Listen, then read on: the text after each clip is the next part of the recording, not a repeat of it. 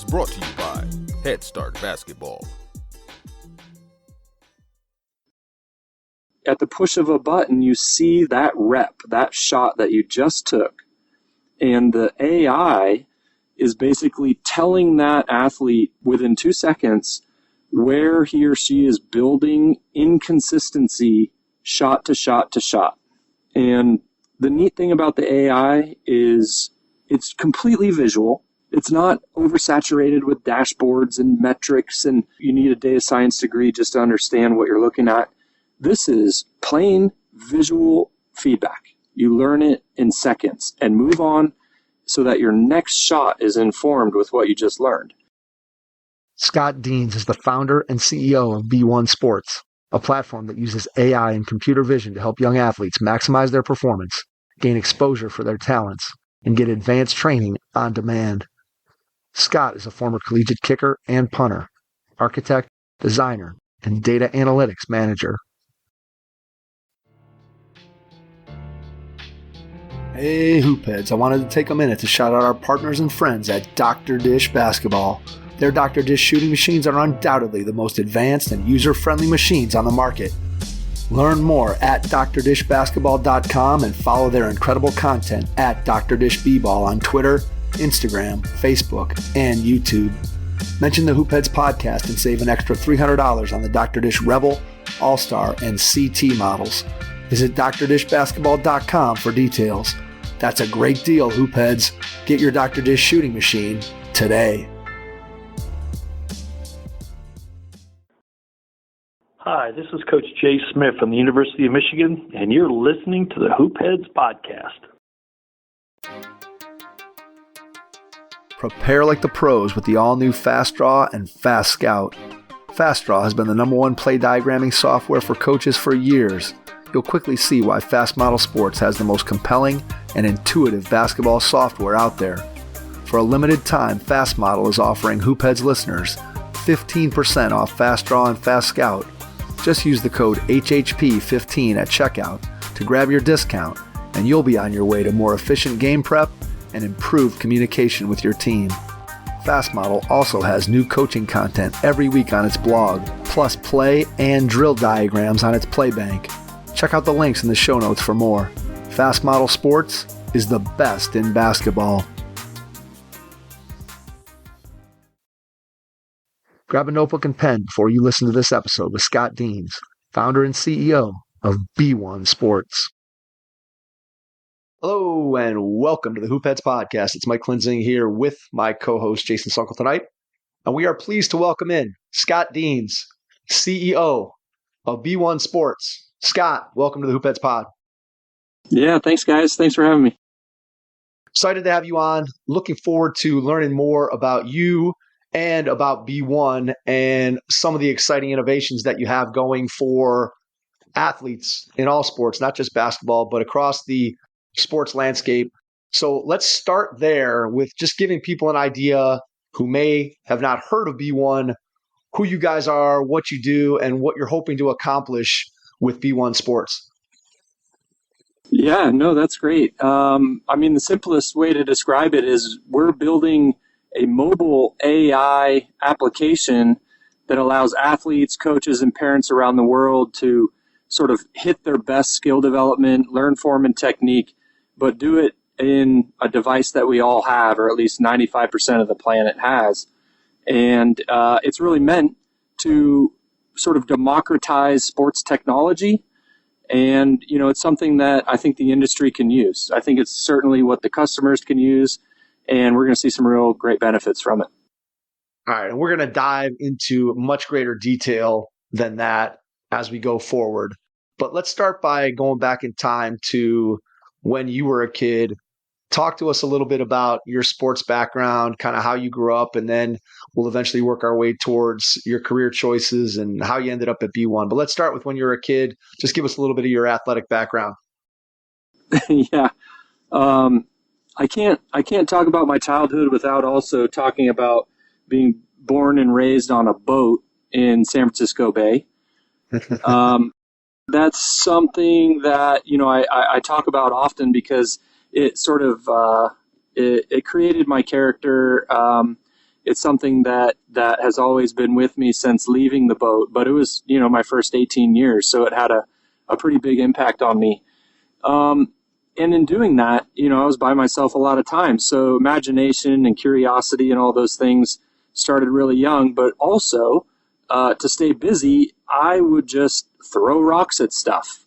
And I would kick balls against sheds and trees. And all of a sudden I realized that I was pretty good at kicking stuff and throwing stuff. So when I got into middle school, I decided to go out for sports. Basketball, interestingly enough, was the very first school-led team sport that I had. Other than that, I've been playing kind of club soccer and things like that. But at the school, I played basketball and just was terrible. I mean, just terrible. I was a tall kid, so everyone immediately thought I could jump. Couldn't jump. Everyone thought, like maybe I could play center or something, get some rebounds. Nope, couldn't do anything. But I was pretty good at dribbling and shooting. So interestingly, again, I, didn't really play much, decided basketball wasn't for me. And ultimately, in high school, after playing many different sports outside of school, I decided to go out for football. Not because I wanted to, it was more because my friend made me. And I went out to the very first practice. Coach gave me the ball, and he said, throw it to that guy. And, of course, nice tight spiral, threw it on a rope. And he was like, okay, I think we got a quarterback here. And then a guy was running, and I knew I could kick the ball. So I was like, Coach, watch this. And I punted the ball, and I just happened to really hit a good one. And he looked at me and said, well, we've got a punter. He's like, anything else you can do, Deans? And I was like, I think I can put it through the post too, Coach. And so anyway, football became my sport right there freshman year. All right, let me go back to the boat. So what's the why behind the boat? Why did you live on a boat? I asked my parents that when I was old enough to get the real answer. It was they sort of both defected from the East Coast. They moved to California, got married as a young couple, didn't have the money to survive in California, so they bought a boat. That boat was only 36 feet long, and it was a very interesting, active, but humble, beginning where we really didn't have too much. And they subsequently divorced when I was 4 years old, but I stayed on the boat with my dad for the rest of the kind of 12 years after that. Got it. All right. What's your favorite memory from playing high school football?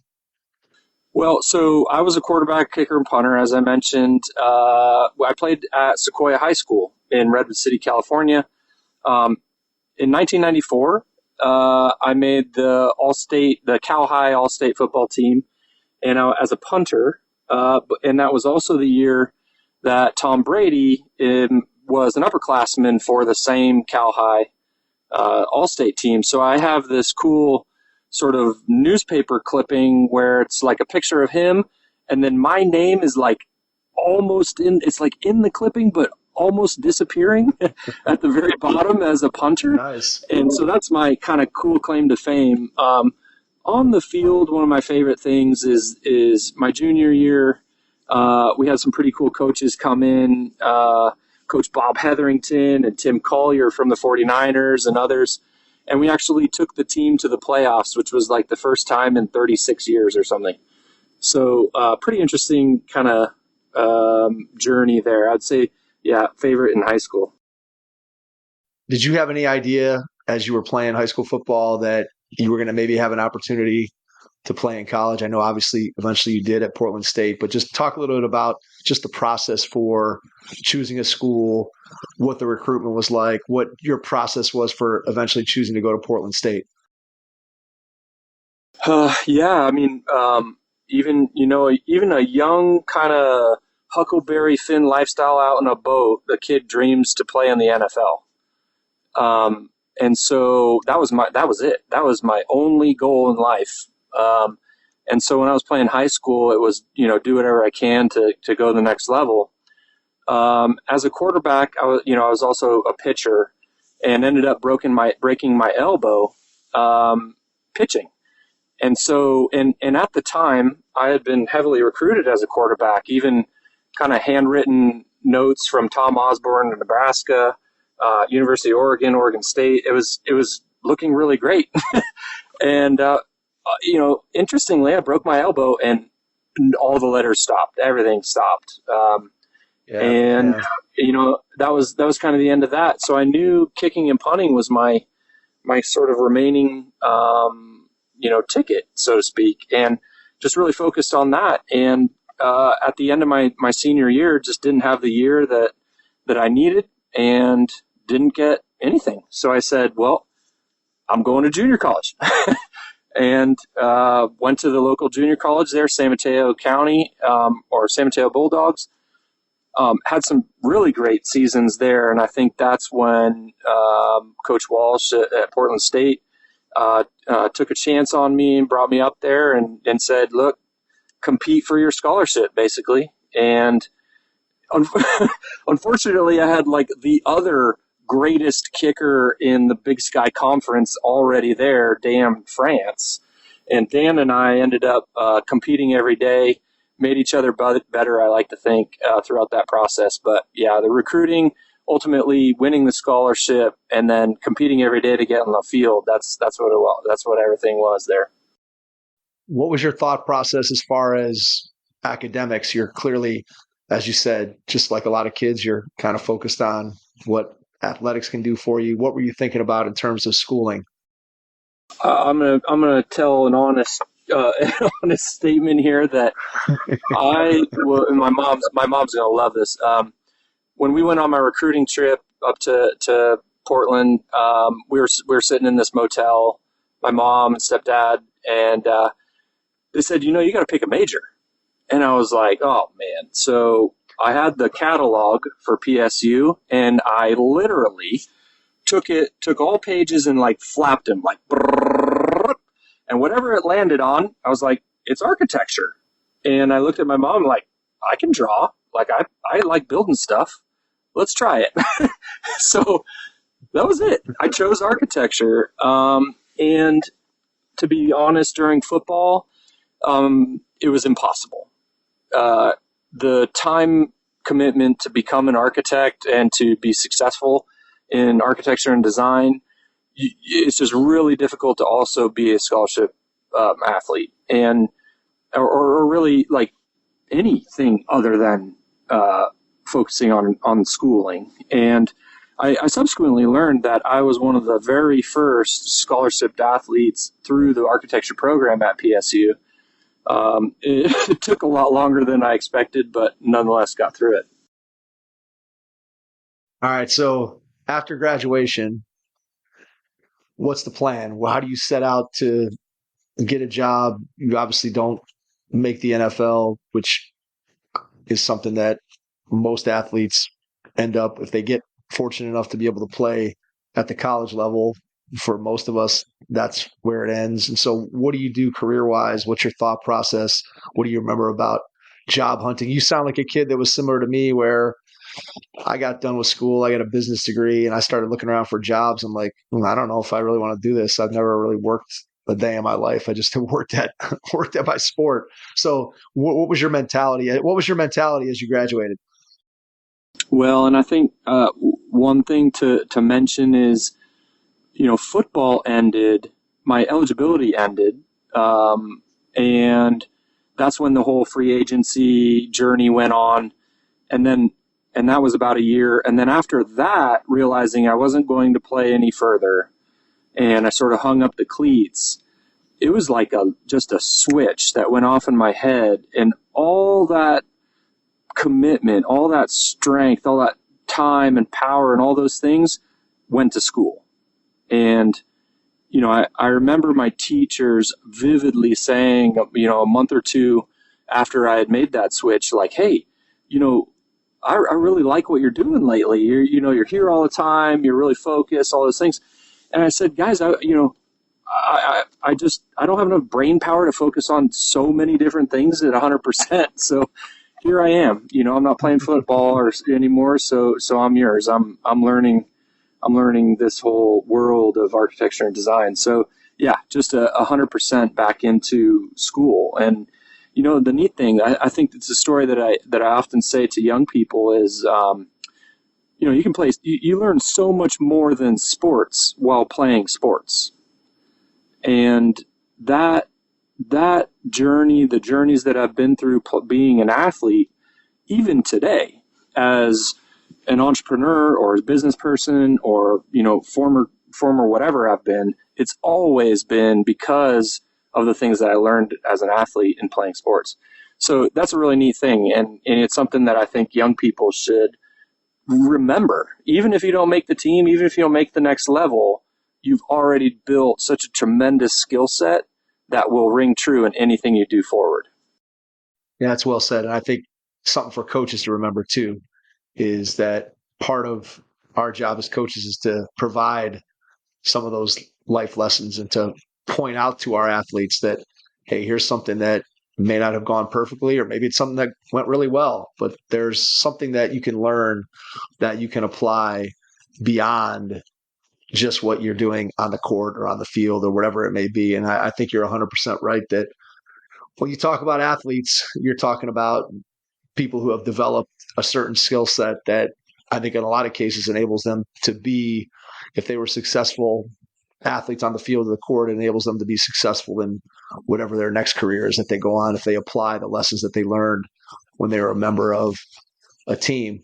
So I know that one of the things that you did, just kind of going through and looking at your background, that Jason and I both are currently teachers. So I've been teaching elementary phys ed now for 10 years, and I had 19 years before that in the classroom. And Jason right now is currently teaching fourth grade. And so he's busy with being a school teacher. And I know that one of your jobs, you worked in a K-12 environment and worked about kind of designing what a school should look like and talking about kids and their environment. So tell us a little bit about that experience. I'm just curious kind of what you did when you were in that position.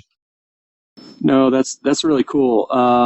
So as an architect, I sort of became known as, I don't know, usually the person that comes up with the big ideas in the beginning and sort of can draw out all of these interesting new places and spaces and all that. Well, there was a really cool project for a Montessori school, and I didn't know anything about Montessori at the time, so I went off and researched and learned all about Montessori theory, and realized that there was like a really neat design solution that you could actually promote the learnings or the theories in Montessori, and ended up building this school. It was actually in San Antonio, in Bernie, San Antonio. I'm not positive it got built exactly how I had envisioned it, but nonetheless, the concept was that, like in Montessori theory, that like you have guides. You don't necessarily have teachers.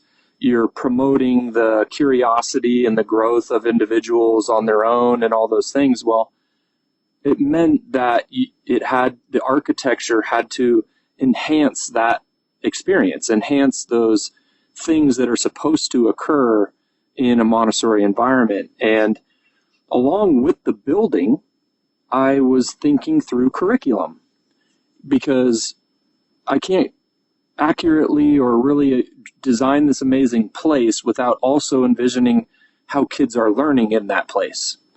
So I ended up sort of writing this little book on what it's like to work in this or play or learn in this Montessori space. And I remember doing little diagrams where I drew a tomato plant and an equals sign and then a G.I. Joe figure. And everyone asked me, what the heck does tomato plant equals G.I. Joe figure mean? I said, well, like in the old days, all we would do is, like, not all we would do, but kids would often play with G.I. Joe figurines, and you're always like banging figurines across and smashing each other, like just banging plastic together or whatever. But the tomato plant could actually be just as interesting, just as responsibility building, and you're actually learning science while growing a thing or growing, essentially an organism or organic life, or like whatever. So anyway, that was something that was really an exciting time because you're designing and exploring and you're building and all those things. So that was the Montessori kind of journey. It is interesting when you start talking about just the different, and Jason and I can, I'm sure there's many podcasts that we could talk about educational theory and philosophy, but when you start talking about trying to meld the environment to enhance a student's learning, I mean, I think there's definitely something to be said for the kind of environment that you put a student in, and whether that enables them to further develop their learning or whether it hinders their learning, depending upon the kind of environment they're in. So that's really, I think, something that, again, it's interesting to me and to Jason just because that's kind of where we spend our days. So that's cool that you were involved at one point with that. And then I know the other interesting thing that, again, people probably wouldn't associate with an architect is you end up in the Gulf of Mexico with the BP oil spill. So tell us a little bit about how that comes to pass. And then that leads you down, what I think a 12-year time period in your career where you're working for BP. Yeah, that's right. So,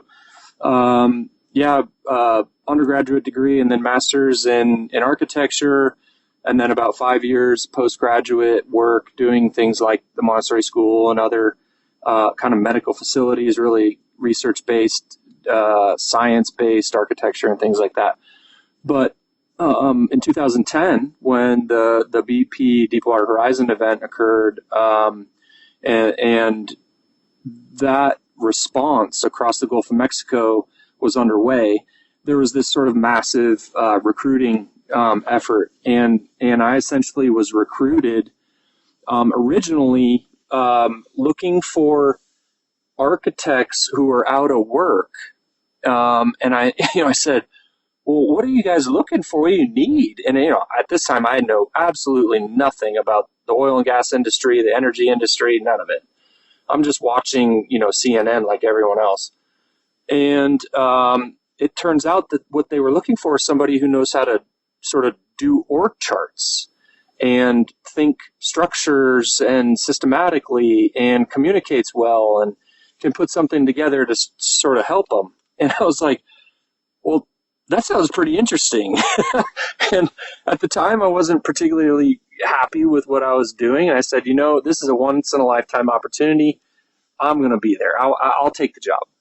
And 2 days later, I was in Houma, Louisiana at the BP facility, which was it's called ICS, Incident Command System, where you have federal, state, local, and responsible parties all working in collaboration to, essentially mitigate and protect everyone and the environment around the incident. And that, too, was completely new to me. But similar to the Montessori story, where I knew nothing about Montessori, I just immediately started researching, learning, observing, listening. And in about a week, they were like 18-hour days, but in about a week's time, I had developed a system to completely track all of the personnel and the federal, state, and local agencies moving inside of the entire command system. And that at one point reached 45,000 people. Wow. This was like another, and what's funny, it was literally no different than what I'd been doing as an architect, which is kind of parachute into an environment, listen and learn the customer, the problem, those things, or everything that makes up what you're trying to do, or makes up what you're trying to fix, and then design a solution. Like, just be creative, go for it. And that's what turned out. And what happened is I ended up putting this in place. It became a really sustainable model, and ended up kind of running that for about a year until BP said, this was pretty cool stuff. Why don't you consider coming to Houston and work in the main office there in Houston? And at the time, I'd really I had really grown a huge respect for the way that BP was responding. And I didn't know any of these companies or the industry, but as an observer and, really just kind of unbiased, I was really impressed. And I said, that's kind of a company that I could work for. So I went for it and, just did that same thing over and over again at BP and it ended up turning into about 12 years. So let's get to BeONE. You've got your background in all these diverse places. You've got the energy side of it. You've got the architecture side of it. You've got the sports background in your personal life. So how do you start thinking about the idea behind BeONE? Just give me the process that you went through. Did the idea hit you one day out of nowhere? Was it sort of a slow build to it?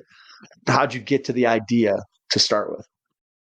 The idea started when I was kicking field goals at Sequoia High School. I just didn't know it until about 2 years ago.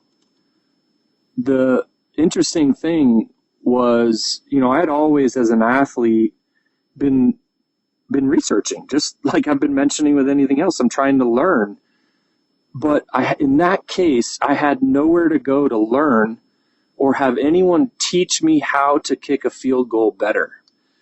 No one could, I was a soccer player originally, but no one told me that I'd kick a field goal even better. And it was just a little bit of form and technique change. It was just a little bit of knee over here instead of over there, or, an angle relative to the ball different. And none of that stuff was for me. And when I decided to go back to business school at Rice University, really what happened through that MBA journey was I was just kind of reinforcing that this idea could actually become a business, and that there's a lot of other people out there, young athletes, even older athletes who want to learn. There's a lot of people out there who could benefit from exactly what I wanted to create, which was a mobile and accessible and affordable, fast, simple technology to get people to the next level. And, that's when it all kind of came together. I was in the second year of the program there at Rice. It's a top entrepreneurship program. So immediately every single thing that I was doing in the program was actually the beginnings of the company. And so the earliest strategy meetings and the earliest algorithms we built, all of those things were really a part of my cohort at Rice. And then it was almost a natural transition. We graduated and we were already, we were already kind of an entity and growing and sort of, interesting things on the horizon. So that was kind of the transition. Now, it was still it's only 2 years. The 2 years have gone by really fast.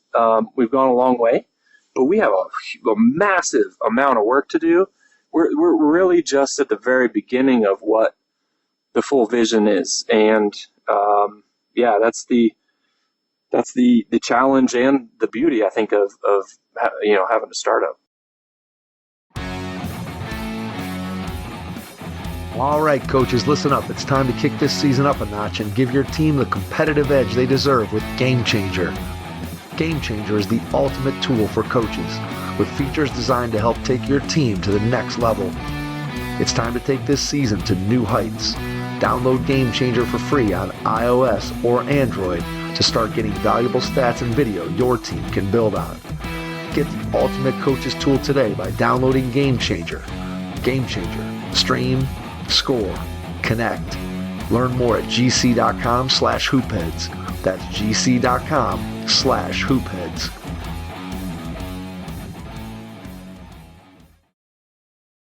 Right. So I think one of the areas that struck me as I was reading about what you guys are doing, and I related to what I read, and that was that one of the things that was important to you was to be able to bring sports tech to the masses, to everyone who participates in sports. Whereas it seems like today, a lot of the best tech is sort of concentrated in the hands of the super elite athletes. They're the ones that get access to those kinds of tools, just because in some cases, right, the budget, if you're at a major Division I college powerhouse, or you're playing professionally, or you're a big time high school athlete, maybe you get access to some of that stuff. But if you're a kid who's a sixth grader that wants to get better at basketball, you may not have access to those same types of tools. So talk about maybe a little bit why that part of it was important to you in terms of making it affordable and making it easy to use, and how that's kind of played into sort of the groundwork that you guys have laid to this point. Yep. It's because, I lived it. I was that little kid that could have used the help. And that's really the driver. It's, I often say that we're a sports tech company, and we're building technology and we're building a product, but the most important thing about our company is the people that we're working with. It's the lives that we could impact, and it's the sort of inspiration or the potential that this product could unlock. And so we keep that in mind. Now, in building the technology, and like you said, entering a market that's pretty saturated, especially growing competition, lots of people playing around, sort of athlete development, video analytics. There's, like you said, many of the companies are focused on the elite level, partly because this is new technology. They know they can gain the value of bringing it to the market because it just doesn't exist. And quite frankly, like, the professionals need it, right? They're gonna get even better because the competition is so tight. Well, what I'm kind of interested in bringing to the world is a solution for the 99%. Like, it doesn't have to be, military grade radar that's tracking the spin of a golf ball or the speed of the baseball or this or that to the nth degree. It's like, how fast can you flatten the learning curve so the kid can make the team, right? Like, how fast can you help a parent who is dishing out tons of money but actually doesn't know if the kid wants to play? Like, there has to be some kind of parity in the market that allows people to learn without having to already be at a certain level to get the best tech to then learn even more. So yeah, that's part of it, and you might sense some frustration in my voice, but I think what's really neat and what drives us are when a coach or a parent reaches out and says, "Hey, we're not like changing the stars here with your technology, but guess what? My son just gained enough confidence to go out for the team, and they used your product for an hour." I'm like, that's a win, Right. That's a win. So, yeah, it's a slightly different thing. Now, to be completely honest, we are not in the same place today that we were when we started 2 years ago. I'm constantly in this sort of, direction changing and making sure that we're heading in the right direction that's not only going to generate value for our business and our company investors and everything else, but we have to remain true to our mission and our customer. And as long as we're increasing the learning and flatten that learning curve, then how we get there is the journey. We just have to make cool decisions to do that. All right. So just let me ask you a question from an end user standpoint. So if I'm a kid, again, let me give that sixth grade basketball player example, and I am going to interact with BeONE and I want to use this to help me to get better. What does that process look like? It's supposed to be the simplest and easiest process possible. So you take out your phone, which you probably already have. Kids these days are even better at it than anyone else. So you take out your phone, you record yourself, which you're probably already doing anyway. You just push a different button. You push the button in our app instead of the Apple camera button or the Android camera button. You record yourself doing the action, and then within 2 seconds, you can analyze that action based on the body mechanics that coaches, and the majority of our actions are based on expert coaches, typically look for to assess support performance. So, for example, if you were to learn how to shoot a better free throw, you record yourself. We have multiple angles. You can record yourself because you're learning different things based on your perspective, right? Where you're actually viewing the athlete. You record it, and then at the push of a button, you see that rep, that shot that you just took. And the AI is basically telling that athlete within 2 seconds where he or she is building inconsistency shot to shot to shot. And the neat thing about the AI is it's completely visual. It's not oversaturated with dashboards and metrics and, you need a data science degree just to understand what you're looking at. This is plain visual feedback. You learn it in seconds and move on so that your next shot is informed with what you just learned. And this is what's flattening the curve. It's the ability to do rapid repetition, but you're learning in between each one. And again, that gets back to mobile, accessible, visual, and simple. You got to do all those things. So yeah, that's a little bit about what makes us pretty different right now.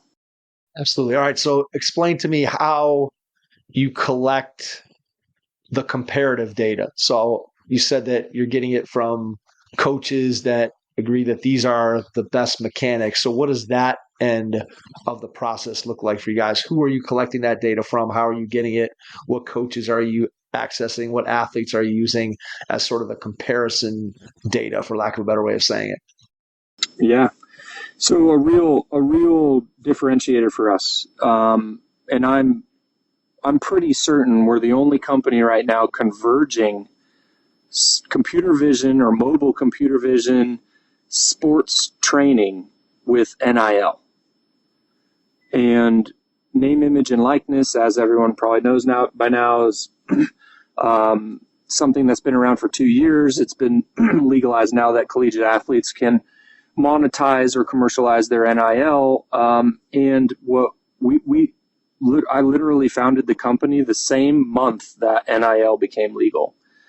And what I realized is we have millions of amazing athletes on the planet, and we are not doing anything to train the next generation with that skill set.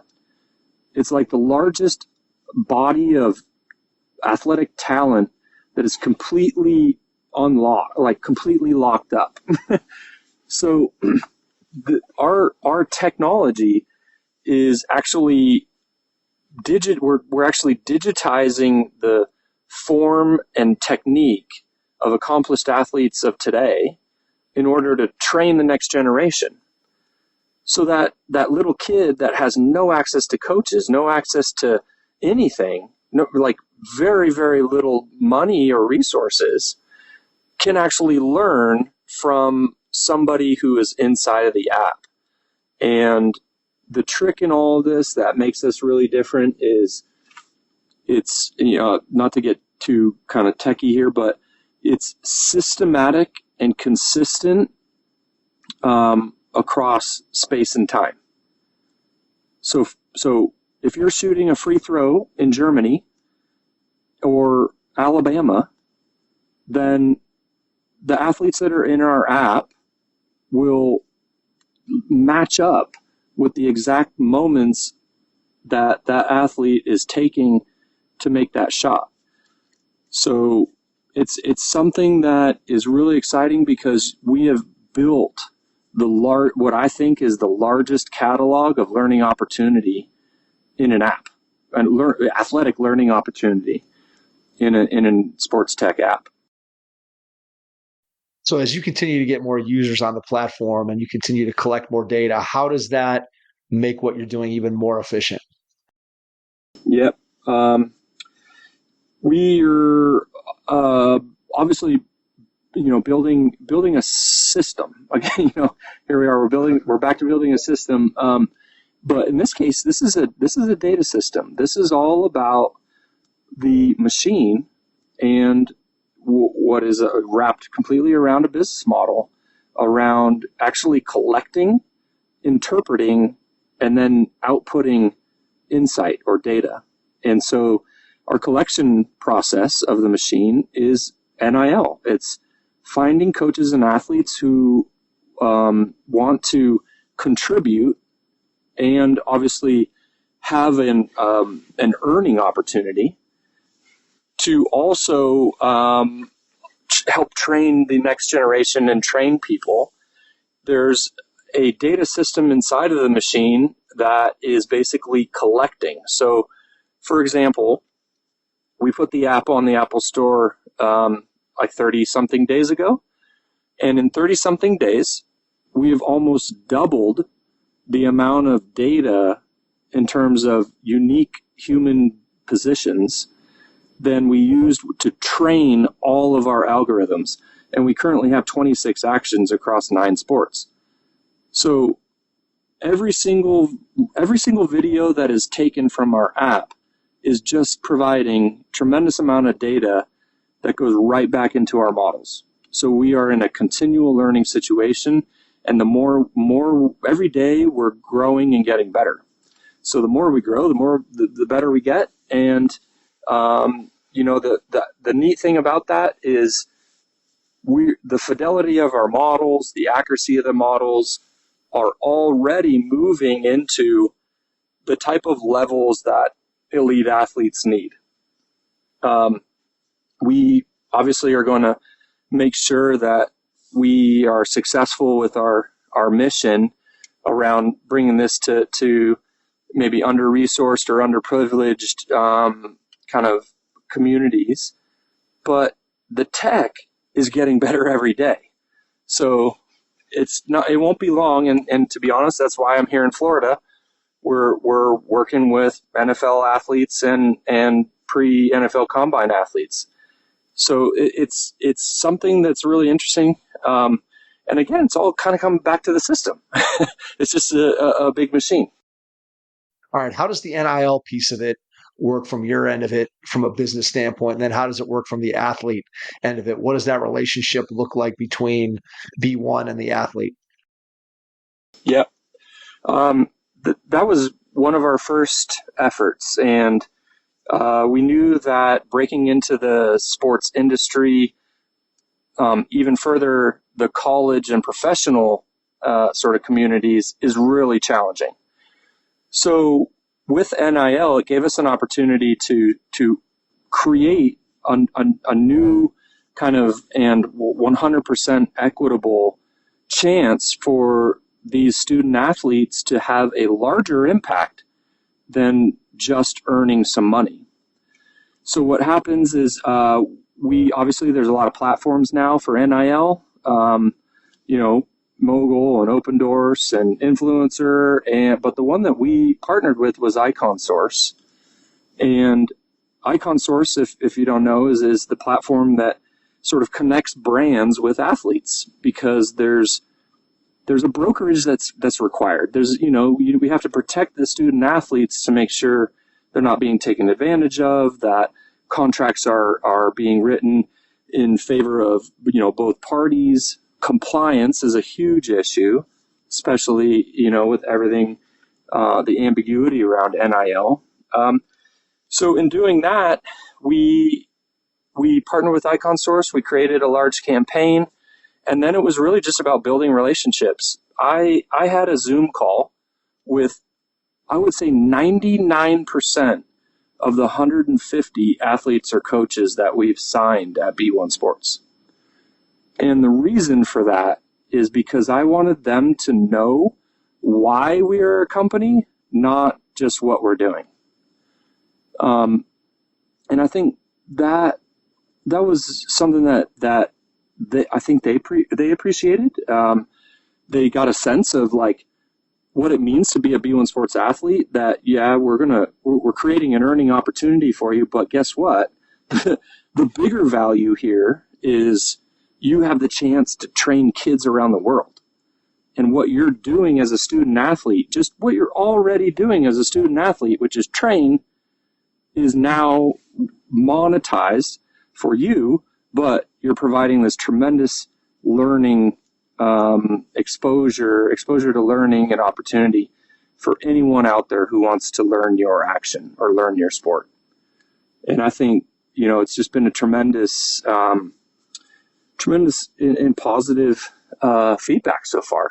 I will say, however, the NIL landscape constantly changing, obviously, and a majority of NIL is focused on kind of the Power Five and the top athletes. I think there's statistics that would sit, definitely quote this better than me, but it's primarily focused on on all the athletes whom everybody knows.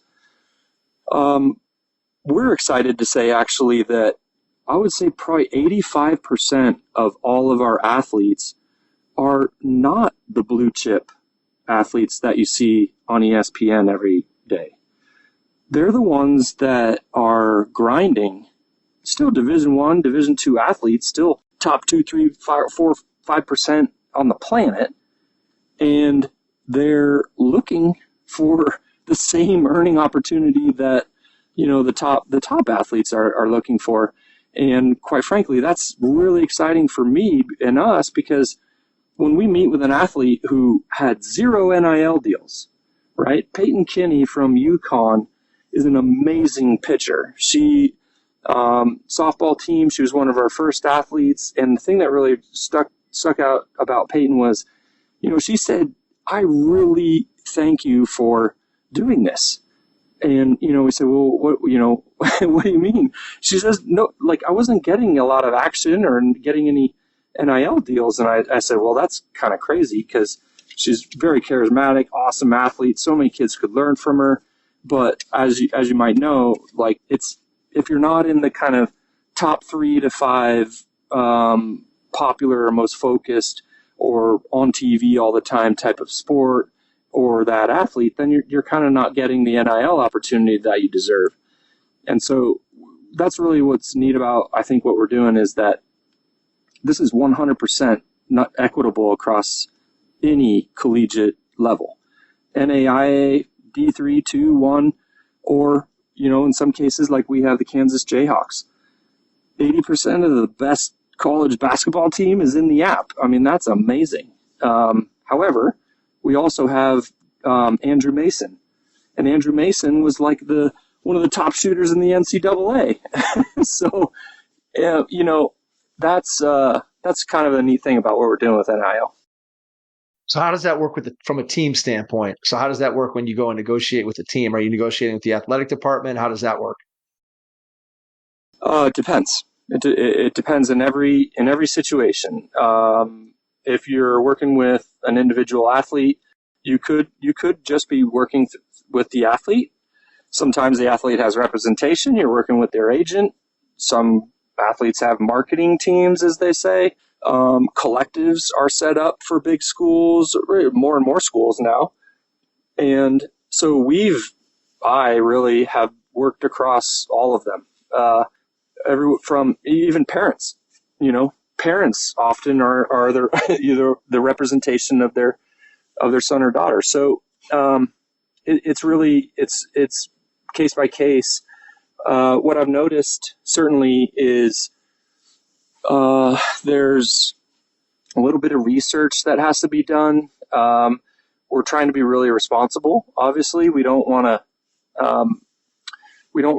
to bring any of the wrong kind of energy or things to the company. We research athletes. We research programs and collectives and all that. And if you had followed us to see us through the NASCAR deal and the very first NIL NASCAR with Kansas, to be honest, that was the openness, creativity, and kind of willingness to do something different by Dan Beckler and myself, and then the other folks who joined in, which included kind of 4 or 5 different organizations, to make something really cool happen. And it did. Yeah, it was something that, even today we're building the die-cast car of the very first NIL NASCAR. So, I think it's a little bit of having to deal with a lot of different agencies and organizations, and just be ready to speak to anybody on kind of listen to them. What's important to them, and how do we make it happen? What's been the biggest challenge that you faced so far in getting the company to where it is right now? The biggest, well, I mean, there's like 10 of them probably, but all of the challenges, I would say, are a little bit having to do with something brand new. So, for example, we're building a technology that kind of doesn't exist in what we call comparative training. At least it doesn't exist the way we've built it. We're dealing with sort of a business model that includes NIL that's only been around 2 years. No one really knows exactly what we're doing or where it's headed. We're building, a data system that's using mobile computer vision, but continual learning on the background, sort of brand new. So I think the biggest challenge is, like with many startups, you have to believe and keep going and know that what you're doing is adding value. And then you got to get people to believe in it. And we're in a stage now where we're just now starting to make some really interesting stories and impacts. And we have to do a good job of bottling those up and sharing that as opportunity and potential for, ultimately investors, because, now's the time to really go for it and make it big. But at the same time, we want more and more coaches to realize this is for them. This is just a tool to complement all the amazing years that they've been building. And what's neat about it, it's completely unbiased. It's completely sort of objective and data-driven insight that more than likely is going to reinforce what they've been saying year after year after year. And this is what we're hearing. So we just need to tell everybody about it and get out there. Let's take it from that coach perspective. Let's say I'm coaching a youth, whatever sport, but obviously with us, basketball. So I'm coaching a youth basketball team. How would you envision or recommend a coach could implement it with their team? Yep. Yeah, we're doing it right now. So the goal is that you can have a coach, let's just say one coach and 15 athletes. The neat thing about what we've built is the coach downloads the app, on his or her device, and we've made it so simple that now all 15 athletes download the app and they connect to the coach. So if they're at practice, you literally take your phone out. You could prop it up on a backpack on the bleachers, or put it on a tripod, or have an assistant hold it, have somebody hold it, a parent, who knows, just somebody hold the phone. And if you're doing skill development or sort of station training, right, as you're working on a crossover or a step back jumper or a 3-pointer or a free throw, any of those individual technique and skill development sort of trainings, all you do is press record.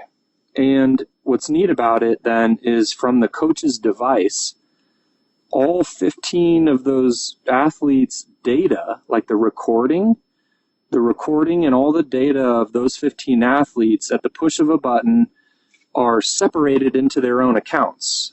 So the coach can actually go and review any of the athletes' data,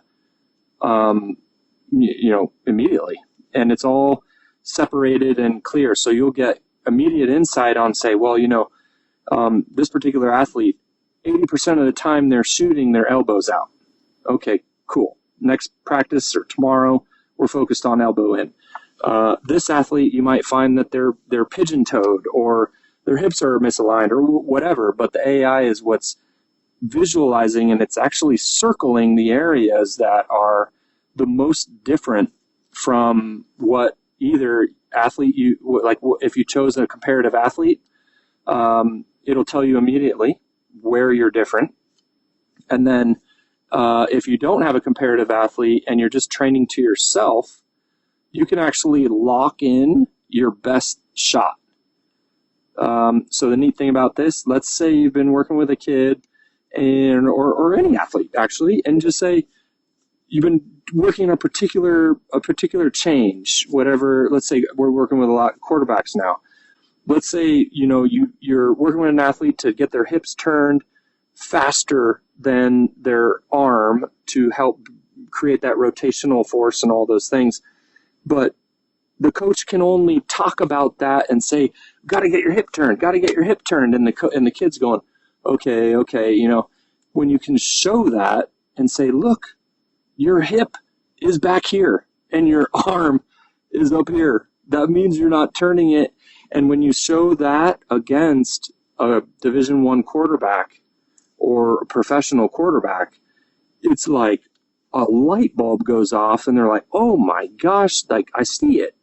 And that's the really neat thing about like how coaches now are almost they're saying that the relationship is starting to change because the technology is enforcing what they've been saying, but it allows the athlete to see it really fast. So that's a really neat kind of outcome of this. People are already seeing it because everybody is recording themselves doing this stuff. The difference is, instead of sitting there wasting hours and hours scrubbing video and trying to show a moment in space and time relative to that same exact moment in a different space and time, it just becomes completely impractical, waste of time, doesn't happen. That's what our AI is doing. It's making it systematic and fast to make those comparisons and at the push of a button. So what do you see as being the biggest challenge moving forward? What direction do you want to take this? Where do you see the future a year or two from now, 5 years from now? What do you hope to accomplish with BeONE? Yeah, that's a great question. So first and foremost, challenges of just today are awareness, marketing, sales. We've built a really cool product. We've got really great relationships. We've got amazing opportunities. Now's the time to really be able to execute on all of it. But like with any startup, you need the capital to do all of it. Otherwise, you go at a different pace. So to avoid going any slower than we have been going, we certainly need to get some jet fuel. Like I said, we're just at the beginning of what this full vision is. The data, the technology is in its infancy. Computer vision at large is really quite young. And the nice thing about this is you're getting a lot of different people playing with computer vision. In my personal opinion, I think sensors and the kind of beginnings of tracking data, the hardware required, all of those things are going to change and go to a much more mobile and accessible solution. What I want for the future, or what I think would be ideal, is actually that we grow the opportunity with other great companies. And the reason I say that is sports technology is amazing. There's so many people focused on so many different amazing parts of sports tech. If you would just have a company that said, you know what, we need that, and that, and you would get this suite of amazingness. There's like no company out there that can do all of it. And we picked out a slice that's focused on individual human technique development. And there's not a lot of companies that are doing that.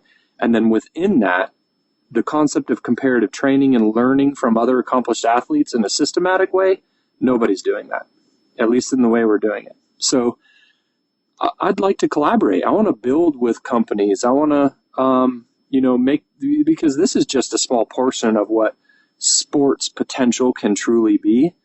And, I think to get there, you have to open it up and learn from others and get big and go crazy and have fun and make an impact. Absolutely. Have fun and make an impact. There's your slogan right there. Share with us how people can get the app, find out more, learn, get involved, give us everything. Let us know how people can get in touch with you. And after you do all that, I will jump back in and wrap things up. Yeah, no, it's great. We've got so many different ways. We've got all the channels open, all social media, Instagram, X, as they call it now, I guess, or Twitter, Facebook, the website, BeOneSports.com. And then just reach out. I'm a pretty accessible person.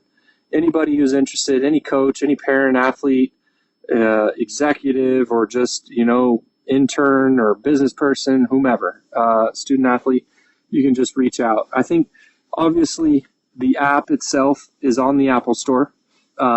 Just search BeONE Sports. You'll see the lion, and you'll know that's it. And then join the team. Very good, Scott. Appreciate you taking the time out of your schedule tonight. I think what you guys are building is exciting. It's new.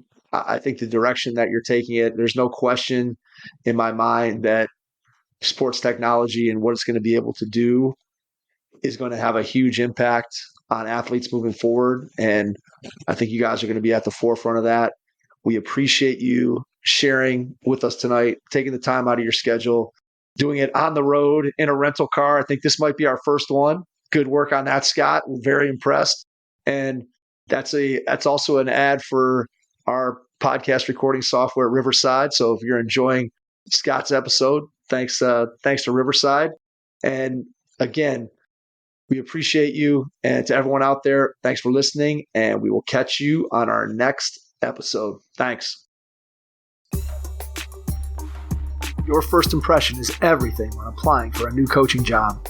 A professional coaching portfolio is the tool that highlights your coaching achievements and philosophies, and most of all, helps separate you and your abilities from the other applicants. The Coaching Portfolio Guide is an instructional, membership-based website that helps you develop a personalized portfolio. Each section of the Portfolio Guide provides detailed instructions on how to organize your portfolio in a professional manner. The guide also provides sample documents for each section of your portfolio that you can copy, modify, and add to your personal portfolio. As a Hoopheads Pod listener, you can get your Coaching Portfolio Guide for just $25. Visit coachingportfolioguide.com/hoopheads to learn more. Thanks for listening to the Hoopheads podcast, presented by Head Start Basketball.